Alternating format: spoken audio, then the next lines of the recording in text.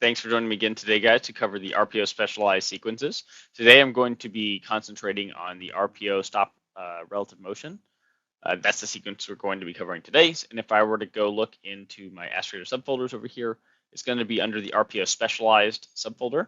Under RPO specialized, I'm looking at this stop relative motion sequence.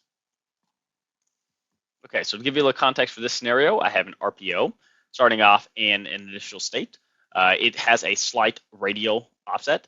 It's 1 kilometer behind my target, and it also has a cross-track component here. So this is my initial state, offset from my target.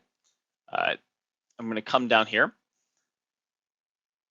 and we're going to be covering this stop relative motion. But before I do that, I'm actually going to be using another RPO specialized sequence called the RPO stop in the plane crossing.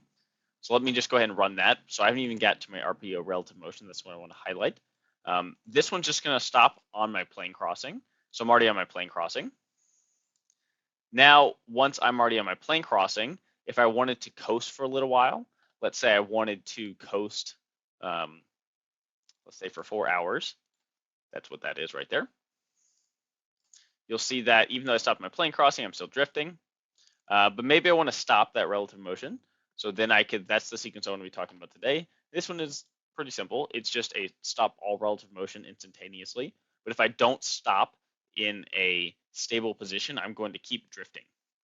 So if I look at the stop relative motion, it's going to ask me what engine model would I like to use. In this case, I'm just going to stick to the proximity operations engine model. And you can either do impulsive or finite. I'm going to stick with impulsive today.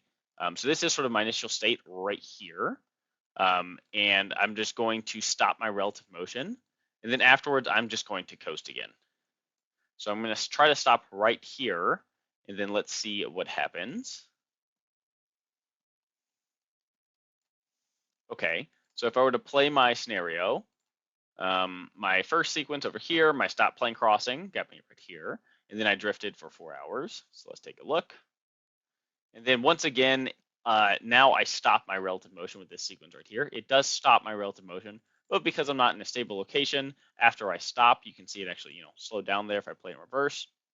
So it's going and also it stops. So you can definitely see it slowed down, but because it's not a stable location, it starts drifting again. If that had been on the V-bar and the coefficient of reflectivity and drag and all those things, all the force models matched for my satellites, then it would have been stable. But since I wasn't on the V-bar, it starts drifting again.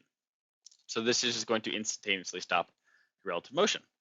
And that is the stop relative motion sequence. It's just a maneuver and just instantaneously stops it. Okay, thank you.